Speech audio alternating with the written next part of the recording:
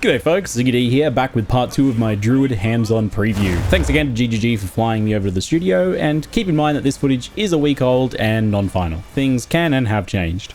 If you didn't see the previous video part 1, then check that out for context as this video builds upon that one. Now just a note on my overall power level, as that was a topic of discussion a fair bit in the first video. To help you gauge kind of where I'm at, it's a little bit tricky because baseline I think my gear overall was pretty solid, quite good in Act 1, and then pretty reasonable to good for what I think will be the case with the Vaal Temples that everyone's going to have access to, in addition to Abyss crafting and the other various improvements that have been made there. Like, I think our gear is looking pretty good, but I didn't have anything super crazy in Act 2 and 3, but I was able to fix bad slots when needed for the most part. The biggest gap was spellcaster weapons affecting spell power level, so they were all a little bit more underpowered than they probably should be to look at. Also, due to skipping through some of the larger zones and missing a side quest or two, I ended up a bit underleveled and underpassived. And because I'm trying to test as many different setups as possible, my gem levels and supports are all a little bit bad for a long time. I'm quite a few levels behind on some skills and don't have supports kind of filled out for nearly everything. So probably a bit better than average gear, but a bit worse than average passives and gems. Anyway, make of that what you will. As I move into Act 2, I get a chance to cut my first level 5 gem, and this tier gives access to some pretty key skills for a few of the Druid playstyles. You've got Thunderstorm with synergies for plant, lightning, and cold damage builds. More on those later. Devour for much easier charge generation on the Wyvern, pretty key piece for those builds. And Arctic Howl for freeze werewolves. And then Fury of the Mountain for the bear form, which is what I take first. And this one is excellent. This is a slam skill that creates fissures. You can have up to 12 of them out at a time, and it generates rage on hit. This skill immediately replaced Maul as the basic attack for bear for me, since it does the same role of rage generation, and Fury of the Mountain does a whole lot more in addition to that too.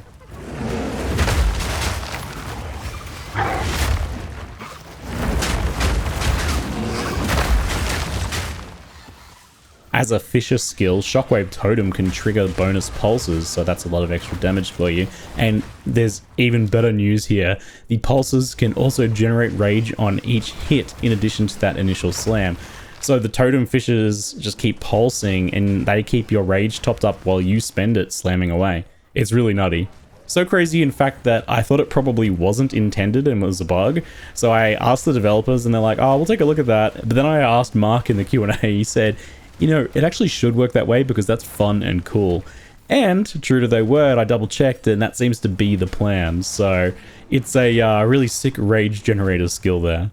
That passive ongoing rage generation is super nice for bear form, routing that out a lot. And on top of that, for Fury of the Mountain, since it's a slam skill, each of the initial hits can trigger volcano projectiles. So you can toss down your volcano projectiles and slam those out. As a bit of a side note, that's kind of related to this. In the updated patch notes, they just posted that the rage decay rate was halved and the time before it begins increased from 2 to 4 seconds. So it's now much easier to keep rage up between packs as well. So all around rage and bear form is looking really comfy to play.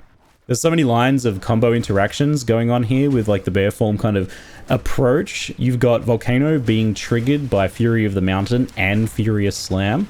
Then you've got Shockwave Totems triggering the fissures from Fury of the Mountain and the jagged ground that you create with empowered Furious Slams. And it's all fueled by the continuous rage generation going on from the totems triggering the fissures on enemies, powering those Furious Slams. So it's kind of looping. There's a lot of feedback loops of damage going on here. Makes for pretty satisfying bossing. And it's actually like pretty straightforward to play as well. You don't really have to think about all of those like complex lines of play. You just kind of do all the things on top of each other. It works great. So I didn't actually play this setup for too long because I was a bit unsure if Fury of the Mountain was working as intended. So I don't think I did it full justice gameplay wise. But basically you can drop a volcano or two with the extra charge and a totem, then Fury of the Mountain, a couple fissures out, pounce in via wolf form, and then Furious Slam repeatedly until everything is dead or you repeat that cycle. At higher levels, I think you'll be able to work in Ferocious Roar with Infernal Cry. It should be a great addition for some extra fire damage, and Rampage could also be lots of fun to use instead of or before the slams maybe to trigger the fissures as you run around. Anyway, I'm sure many of you at this point are sold on Bear. I know I am. So let's take a look at some of the other things. Arctic Howl is a Cold Warcry-like skill for werewolf form that deals some cold damage in an area and knocks them back.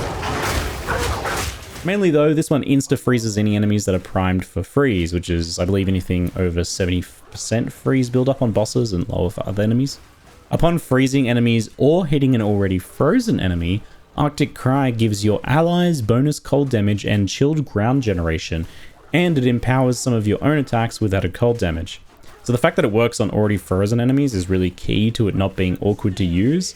I mean, it's great when it lets you freeze enemies earlier, especially bosses, but in most cases, regular enemies are just frozen from one Lunar Assault anyway, right? You're doing so much damage proportional to the health, and we have so much freeze build-up scaling that everything's frozen and you don't really get it. You kind of miss your opportunity if it was like that.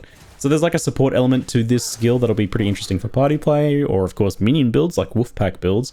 But I should note that in the version of the game that I was playing at this point, the Wolf Minion parts of the Druid were still being finalized, so it's not something I could really gauge. An issue of this particular Lunar Assault and Shred style with Arctic Howler that I noticed is that any empowers often end up just getting used by a quick shred attack, which is pretty low impact for an empower. Empower typically makes more sense for big, heavy hits like slams, where the limited nature of those empowerments fits better, right?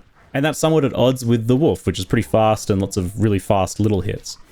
It's possible that it can be used to empower maybe like a pure Lunar Assault setup more for clearing, I imagine, with Herald of Ice at endgame. So I'm sure we'll figure out a place for it. I'm also wondering if it like has potential as a piece in some sort of mixed melee builds, like, I don't know, Wolf Monks or something. Despite Empower not adding much for my playstyle, I still ended up using this skill as a way to freeze bosses early, and I also linked it to Ice Bite as a way to generate the Ice Bite damage buff. So that was nice, but definitely lower impact than some of the other skills that we got for the Wolf form. Early in Act 2, I had my next entrance to the Vaal Temple, and things started getting more interesting with more options for rooms and actual room upgrading occurring. For example, linking the workshop to the bronze workers, which I was able to place to create 4 tier 2 rooms. I think ways to upgrade guardhouses are also possible at this level, as I recall seeing those a little bit later on. So this is still very simple, early intro tutorial level sort of stuff here, before you unlock the time travel version of the temple later on, but with further improved crafting and loot rooms now at this point, so it's a bit more impactful on your gear upgrading.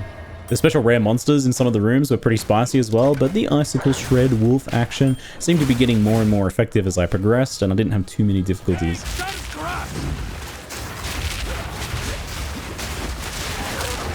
I need more time for that!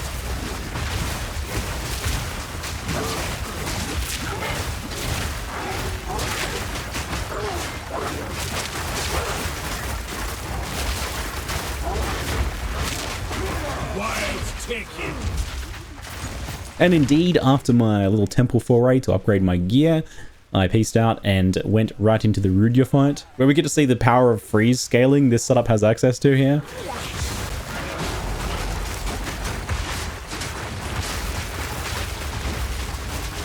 I'm not ready yet!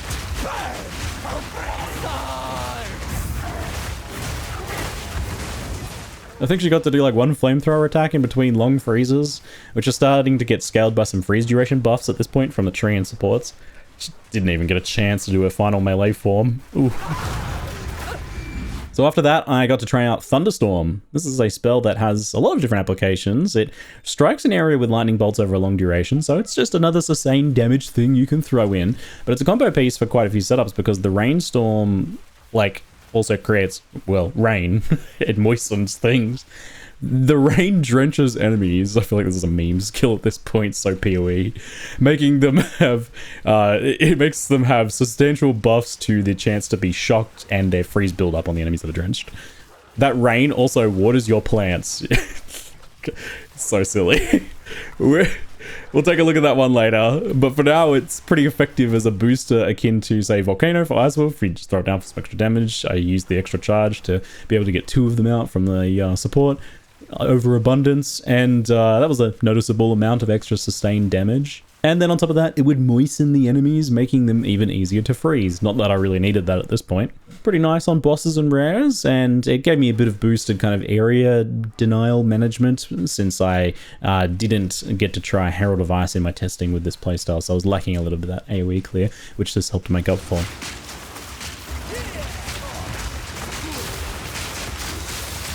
It was pretty satisfying pinning the Jinn in a corner. She's usually quite the pest, this boss, teleporting around and everything.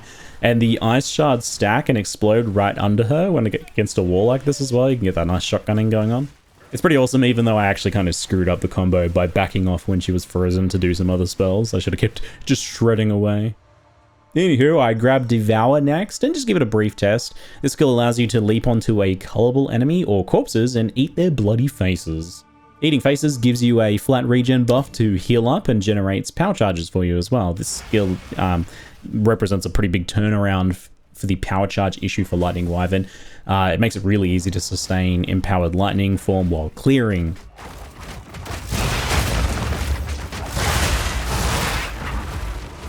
It's not like killing Palm Monk, I think, since the fact that you can use it on corpses means that you can basically use it when you want. You're not trying to like time that very narrow window of trying to get some cullable enemy to cull. I was surprised by how good Devourer felt overall to use. I think skills like this are normally very clunky, but they've made this like as forgiving and as strong as they dared to, I suspect. The issue is, of course, that in boss fights, you just don't have anything to cull unless they have some ads or corpses nearby. It seems that most boss fights don't really have a plentiful supply of that in PoE2 currently. So you do have that issue of not having access to Devour during the entirety of boss fights, meaning you still rely on that kind of like stun build-up Wing Blast. And that makes Power Charged Lightning Wyvern a bit of a tough nut to crack for bossing at this point in the campaign still. Like maybe there exists some nice solutions with supports and things later on, but it only really works well for clearing at this point. Of course, Magma, Orb, and Volcano combo exist as a fairly potent fallback for many bosses, as long as they're not like too small and mobile. And Thunderstorm as an extra addition now gives you a shock boost and some extra sustained damage that you can weave in. And leave you to the sand! I shall dethrone you, Sekhemas, and leave you to the sand! So sending in Sekhemas was up next, and I think any of the strategies can work here. Even Wyvern, so duration, spell spam, you just go slow and safe, that should work just fine. Bear form with Fury of the Mountain Fishes and Totems for just like really easy ranged melee should be super safe. And then even Wyvern with Volcano, Storm, and Magma at range should just be like a nice easy ranged spellcaster approach if you want to go that route. I end up going for possibly the hardest Wolf form as it's kind of proper melee, but that said, it's decently powerful and it goes just kind of fine with a bit of hit and run and taking advantage of freeze, but I have practiced a lot of Sekhemas runs, so that does help. I suggest maybe going for one of the other routes or just getting a little bit overpowered and doing some hit and run freeze action if you're going wolf form in Sekhemas.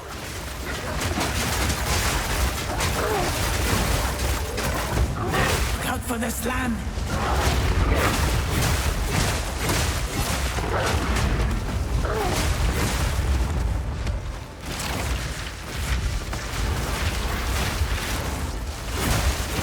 I need more time for that!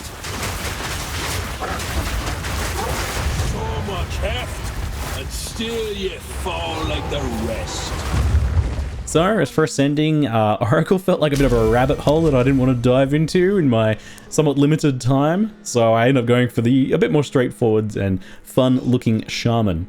Interestingly, the node that I actually took got changed as I was playing, so that's what happens when you're playing on the live dev version of the game in the end.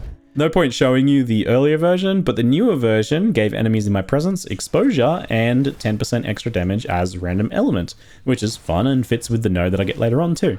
Funnily, it took me way too long to figure out how I was giving enemies exposure because this just happened in the background. It was a different node when I picked it, right? It didn't have that mechanic at all. I was very confused until I eventually just randomly looked at my sentency and was like, huh, that looks different. So, with some bonus elemental damage online, I head back into Act 2 with my beloved Wolf form to test out the new Cross Slash skill that I picked up at some point. This executes a short hopback with a massive X-shaped slash. It's a pretty important skill for many Wolf builds for two main reasons. It triggers any marks on the target, which in the case of Predator's Mark from Pounce means that you can summon wolves on demand. I imagine that also means that you can explode freezing or voltaic marks with it too, if you want to get some extra damage from that. And on top of that, when triggering marks this way, Cross Slash causes an extra shockwave of damage too. And then for the Ice Werewolf builds, Cross Slash is very powerful, as it scoops up any of those ice fragments in the area and dumps them all in the middle of that X.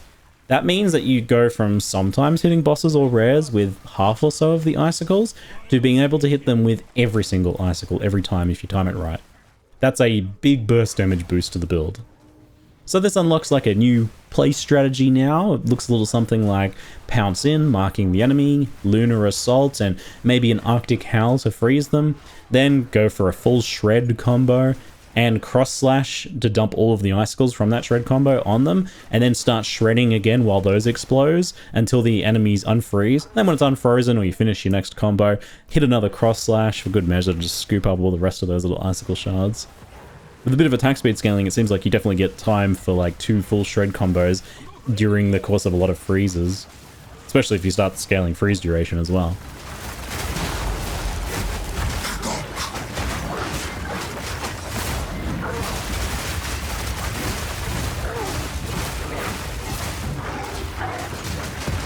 I'm not ready yet! Your leash has snapped. Let's finish this. I'm not ready yet. The hopback part of the cross slash could have felt annoying, and there's been cases where this has been, you know, the case for other skills, especially when trying to do like single target damage. You don't really want to be like going away from the enemy you're trying to damage. But in this case, didn't feel like an issue, thanks to Shred having that built-in mini leap to the target on the first attack. That made it feel really smooth and satisfying, and only like kind of added to that already crazy mobility feeling of the werewolf form. You're leaping in and out really smoothly. They really, I think, captured the frenzied feeling of what I want from a werewolf. Something about the way like you pounce in and then tear away with your hands is very satisfying. It often makes it feel like, oh man, I'm just like dismantling these bosses. I'm pulling them apart limb by limb. It's good. It plays into the fantasy. Even though like I wasn't initially on board with the ice form of this. Like I feel like I'm surprised it wasn't kind of like a more physical blood oriented setup, but I guess they have a more of an overall elemental theme for the druid, and the ice wolf is, yeah, is a bit more unique, I suppose. I'm on board at this point. So in Keth, I found a support gem and put AoE on cross slash, which is probably unnecessary, but it was satisfying. Let's make that thing even bigger. It's already like huge. I can see some nice screen-sized X marks the spots on bosses being pretty funny. And I had a pretty interesting encounter here too. So the first unique boss that I saw on a Vaal Sacrifice platform kind of caught me off guard a little bit. Unfortunately for them, I instantly froze them and was about to finish them off before they even had a chance to do anything. But I decided to hold back and just give them a chance. I wanted to see what the boss did.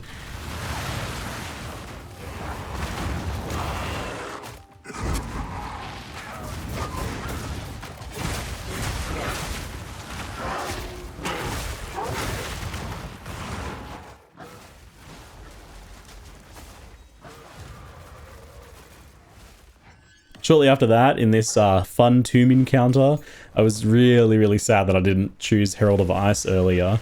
Because, oh man, that's going to be so satisfying there. Well, it launches soon. I can try that again, perhaps.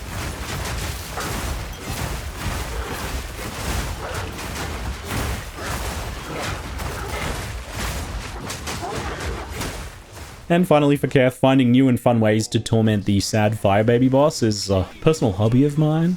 I don't know if you've heard of this genre of activity, but I'm pleased to report that Wolfform has a pretty fresh take in this regard.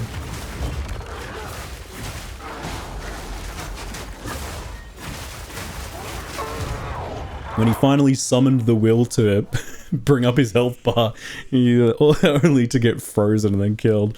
Aww. So as we head into the Titan Valley, you get to see some of the now core Abyss mechanic having a presence in the campaign. And I did actually get quite a few crafting items from Abyss during Acts 2 and 3, which does surprise me because Vaal Temple is giving out a ton of crafting power, and it feels like we didn't really even lose Abyss in this regard. I expected that Abyss would just be like non-existent till endgame, but it's there and you actually get to use it. I used it a few times. I was maybe getting a bit overconfident at this point because I suffered a classic for me giant skelly squish death. I swear it's like one of my most common deaths in PoE2 is just getting these guys falling on me.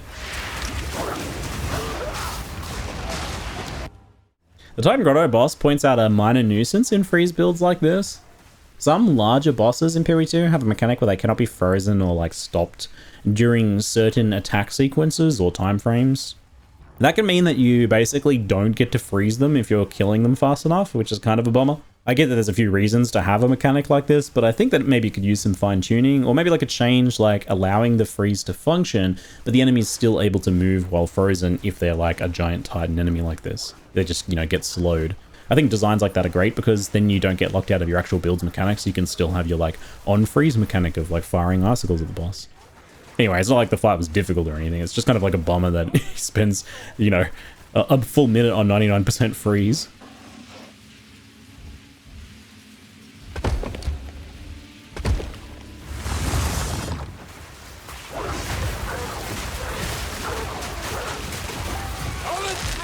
I ended up getting another Vaal Temple in the latter half of Act 2 with more room upgrading and plenty of crafting benches to socket quality and add mods to my gear.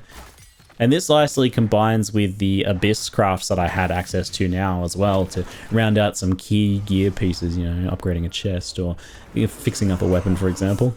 I actually managed to get the next Spirit Gem tier here, and I was definitely tempted to take her advice, but I wanted to check out some of the new stuff. There's 2 new options here. So Wolfpack, it does exactly what you think. It summons a Wolfpack. Apparently you can also get a crazy number of wolves with this plus Pounce at endgame. I want to say like specific numbers that the dev said to me because I can't remember what the actual number was, but it was higher than I expected based on the numbers that you see here, which I think like I can have 4 and 5 right now, so 9. But I guess if you think you can have 9 now and then assume what you could have by endgame, well, yeah, you can maybe get the idea.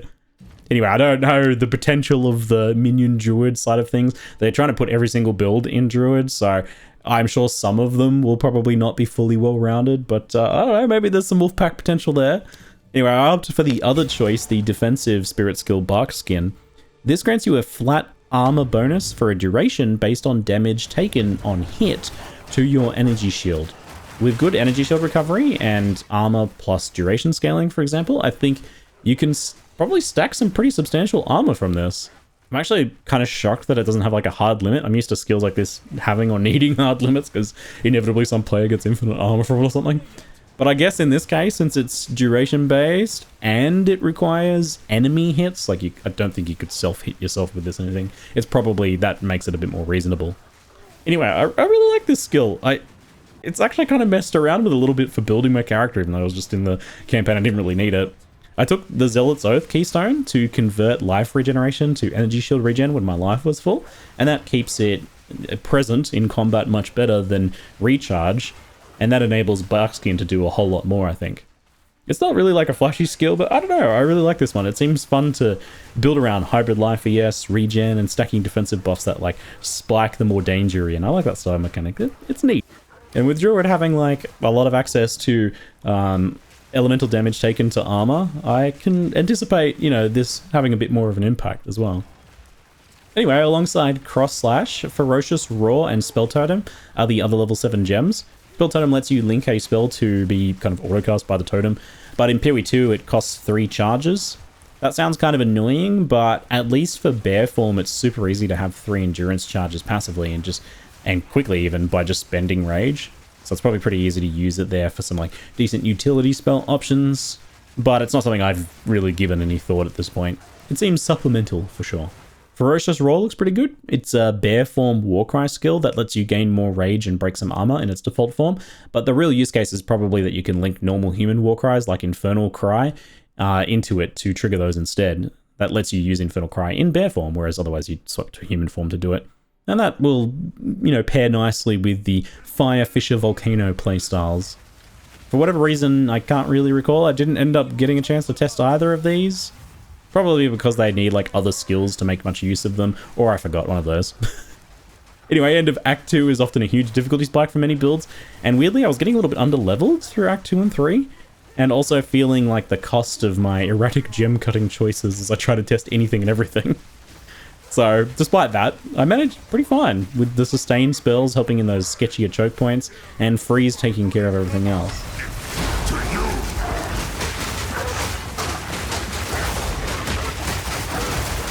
And then with Jamanra himself, I was actually pretty dang impressed. I managed 3 freezes in second form, and while my damage had fallen off a bit at this point, it was pretty damn smooth fight. He didn't give me much grief.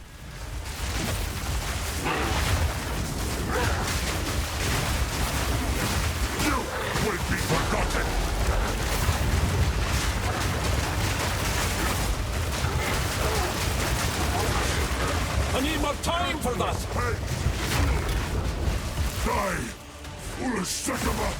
Heading into Act 3, I spent a bit more time on wolf form. I can't help myself, it's so much fun. It's fast to run through zones.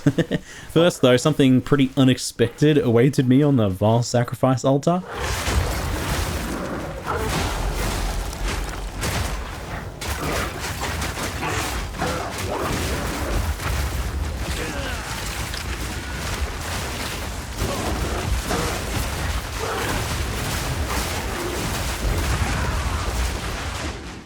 What the heck, GG? That's pretty cheeky, putting another death monkey in this act just here randomly. Anyway, it's time for that build change up. Apologies in advance, but I do not get time to return to bear form. But you know it's good, right? I think you've seen enough to say that. I do have something else for you, though. The moment that some of you have been desperately waiting for. It's officially time to water my plants. Now we're Path of Exiling. Gem level 9 gives Thrashing Vines. It's a plant spell that summons large vines that slap the ground and enemies too. With that, plus Entangle and the Thunderstorm spell, we have everything we need to water our plants. The accelerated growth support seems pretty key here. That's a good one to incorporate into this. It lets you trigger exploding flowers whenever you overgrow your plants. Oh, it's so good. So each plant spell here has a mechanic where it will overgrow in some way if watered by thunderstorms. I can't get over how silly your plant druid is. Anyway, for Entangle, it makes the fishes last longer.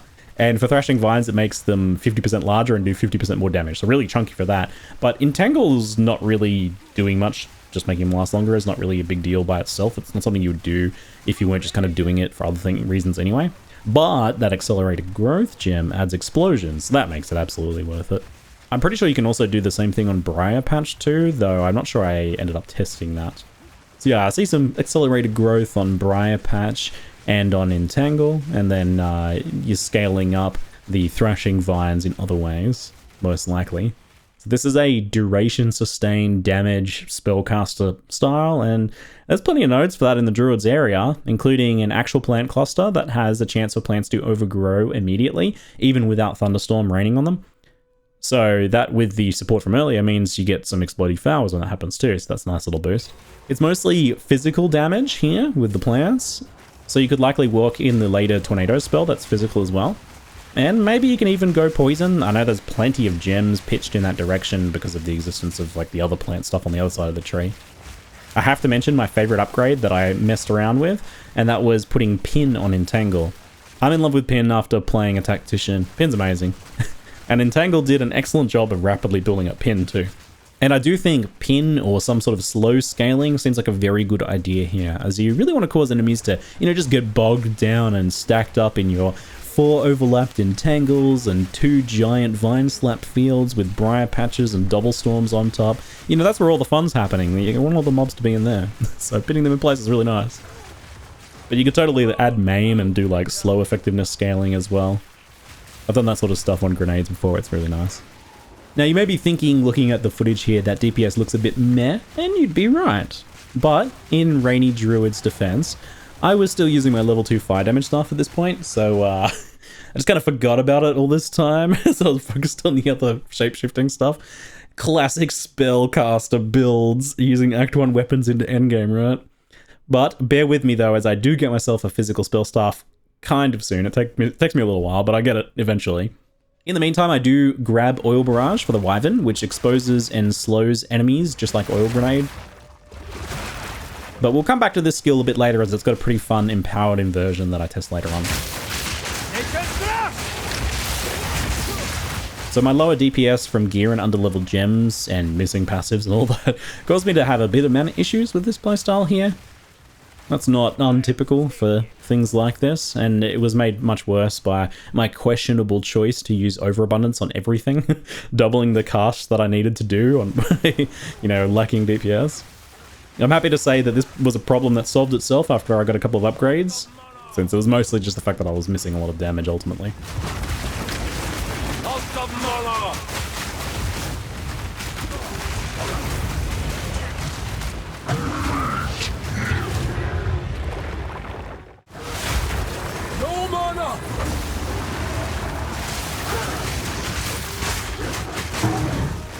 Despite my waning DPS at this point, ZiggyD went pretty smoothly, and this playstyle is just pretty comfy overall. You know, sustained AoE spell styles often are. It's interesting how different it is from the other playstyles I'd messed with on the Druid though, like, it's such a varied class.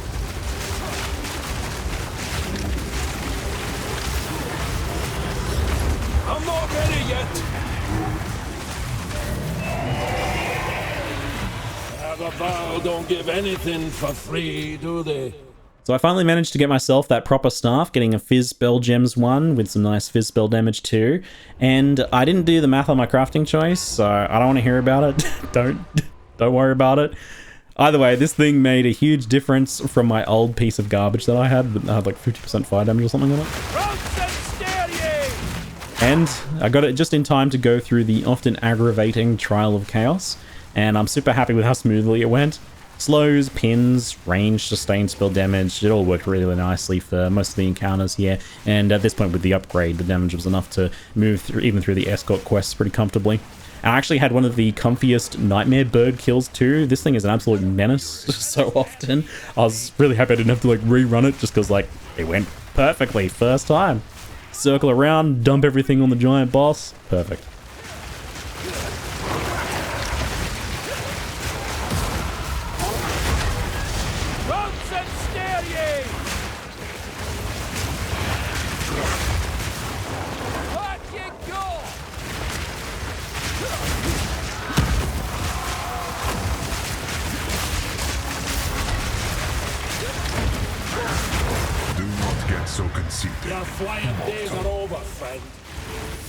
So this let me unlock the Bringer of the Apocalypse node, which I test a little bit later on, as I was still testing the Planty Druid on my new stuff. I just got the stuff, let me have a chance with it.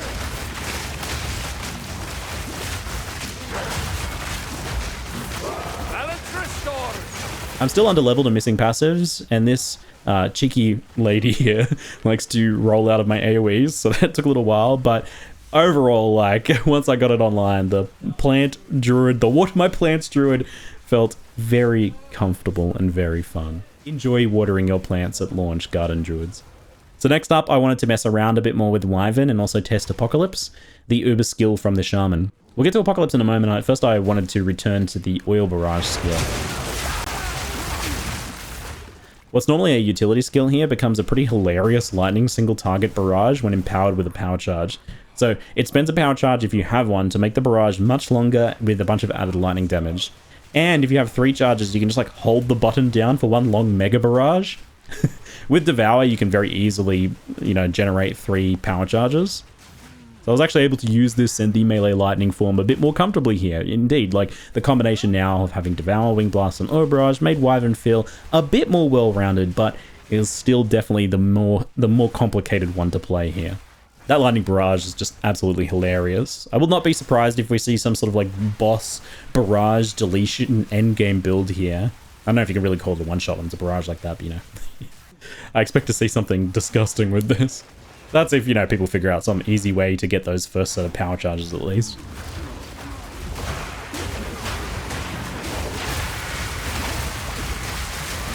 Wild take ya. You've lost your ruddy mind. Need radiance. So I didn't get a chance to barrage a boss. Kitsuli died before I could stun them, so, well, good problem to have, I guess. I was surprised just that I was doing okay damage just off the back of, like, basic kind of Wyvern gameplay here, not really doing anything fancy.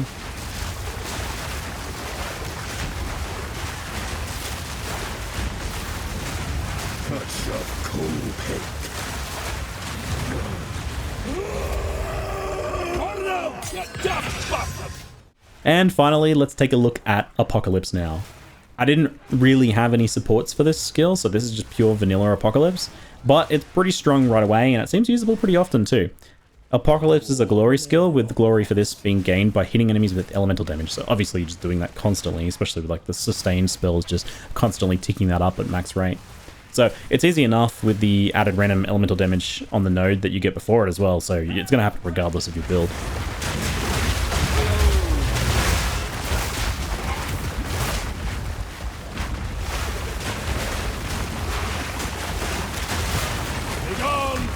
Creature. Using the skill causes a long duration where you passively rain down meteors, hailstorms, and lightning crashes randomly around you.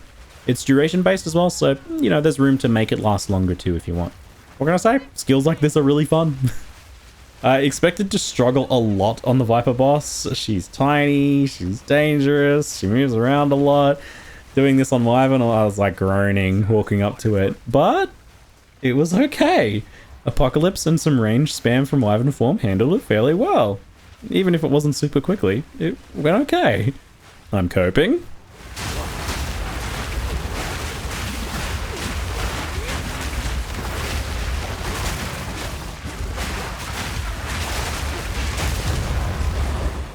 So I had a brief moment to play with Tornado, a physical duration spell I mentioned earlier.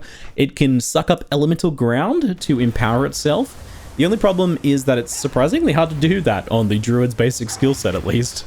So there's the oil barrage, is the only way that I really know of by default, and you can ignite that, but it's a little difficult to do, and it leaves oil ground if it's the non-empowered version. So if you have a power charge and you try to put oil ground down, it will just use the lightning version instead, so that's kind of funny.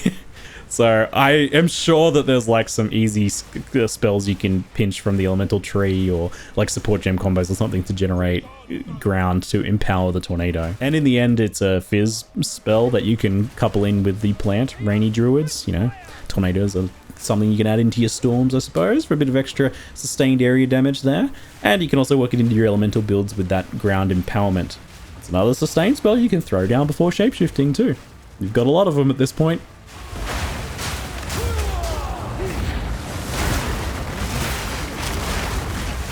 Sadly, that is all I managed to do in my brief visit to the Grinding Gear Games studio this time. It's probably for the best though, as I do need to rest and look after my family. Thanks for all the well wishes as well. I was really stoked to see how much you all enjoyed part 1, and hopefully you enjoyed part 2 as well. I'm looking forward to seeing you on stream at launch, and maybe for some Druid and Vaal Temple guides on YouTube and MAXROLL too afterwards. Definitely looking forward to playing the Druid myself in a much less rushed fashion this time. I just can't decide whether I wanted to focus on Bear Slams or Ice Wolf, because both are just so tempting. I do think Bear is like the a little bit easier and more well-rounded choice, but Wolf is just so fast and fun. Very tough to decide that one. Anyway, that's it for now. I'm ZiggyD, and thanks for watching. Nature takes what's owed.